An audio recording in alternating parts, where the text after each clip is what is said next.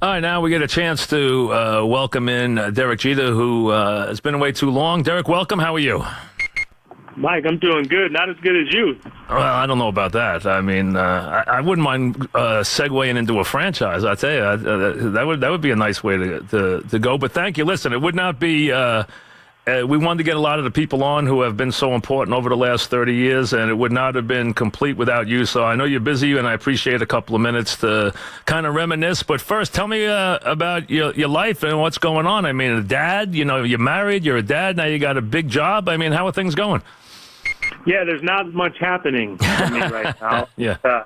It's been sort of a whirlwind. There's been a lot of things that have been happening as of late, but you put the order correct. It's married and having my first child probably is one of the most enjoyable experiences I've had in my life. So it's a lot of things, and you throw on top of that the acquisition of the Marlins and a new job. It's been a fun and interesting last few months.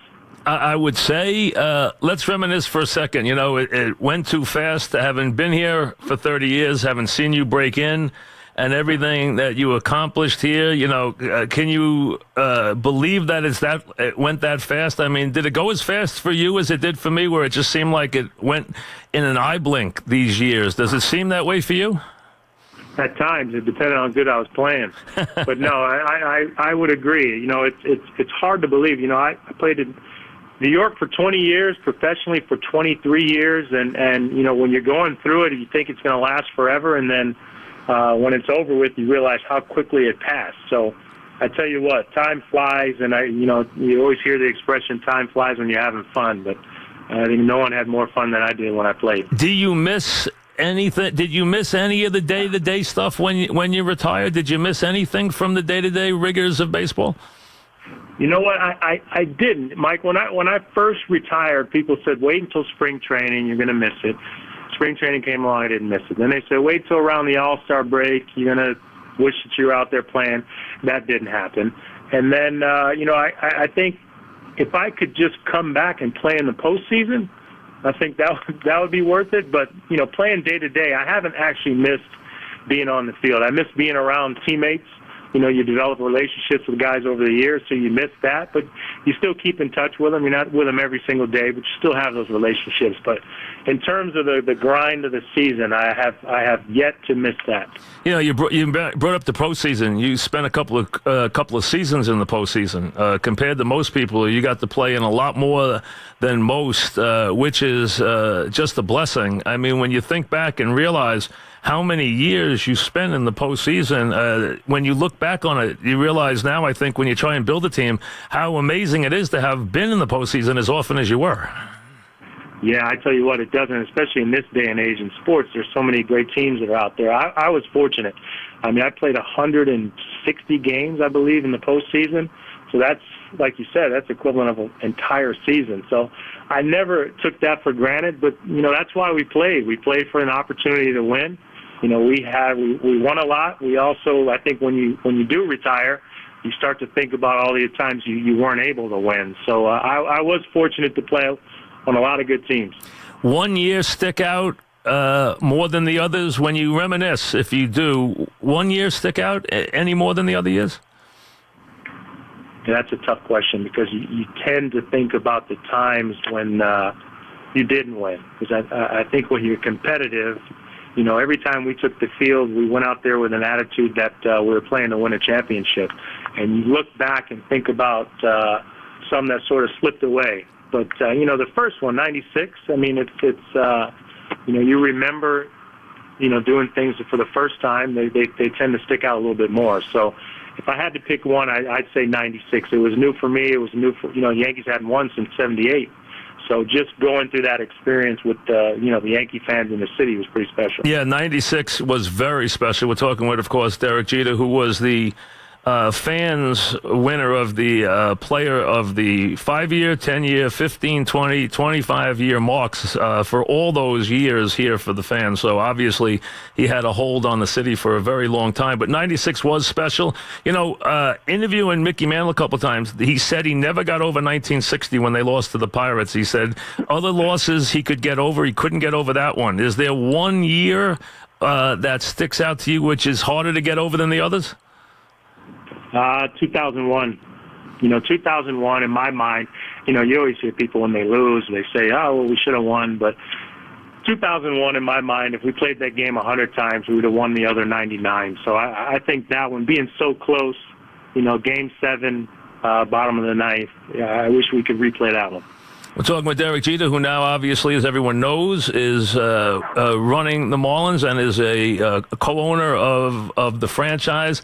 What have you found in your short time there that's the toughest part of the day-to-day things of putting together a successful baseball team?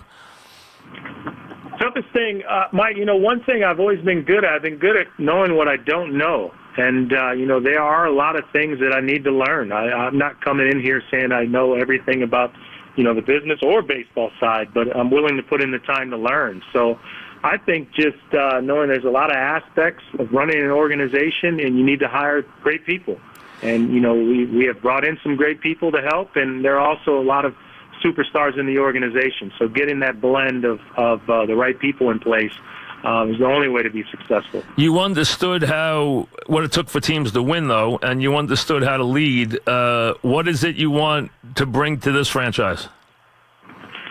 Well, we want this to be a first-class organization, and Mike, as well as anyone, coming up in New York, with the Yankees, one thing that was always preached to us is accountability and responsibility. Those are things that were drilled in our head from when I was in the minor leagues. So, bringing that to the organization, listen, I'm going to be held accountable for the decisions that I make.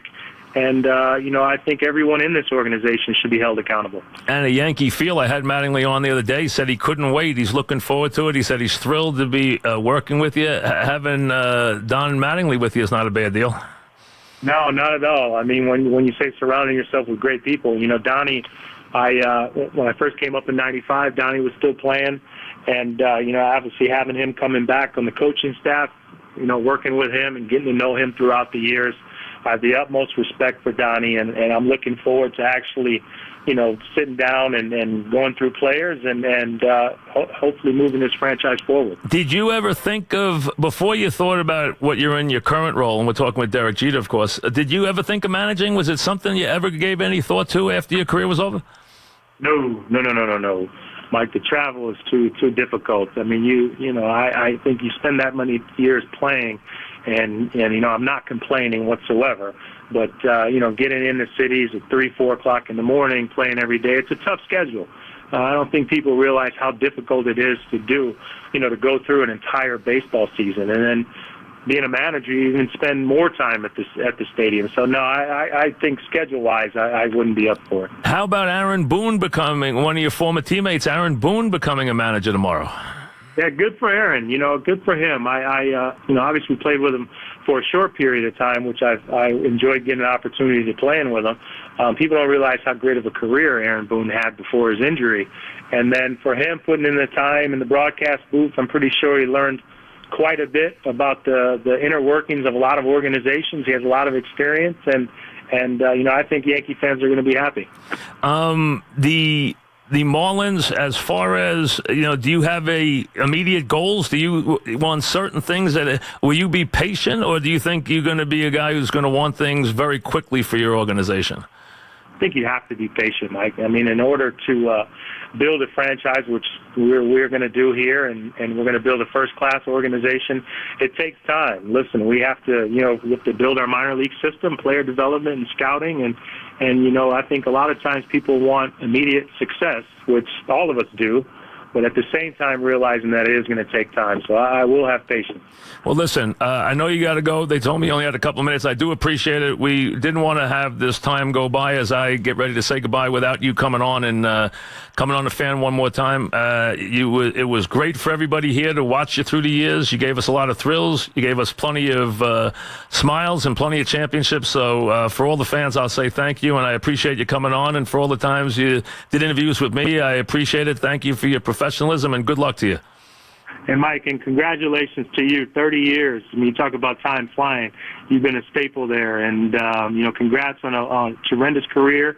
You've always treated me well, and, even though you've been hard, you've always been fair. So I appreciate it, and I wish you the best of luck. Thank you, too, and to your burgeoning family. Good luck to you. Thank you, Mike. Thank you. Derek Jeter, back after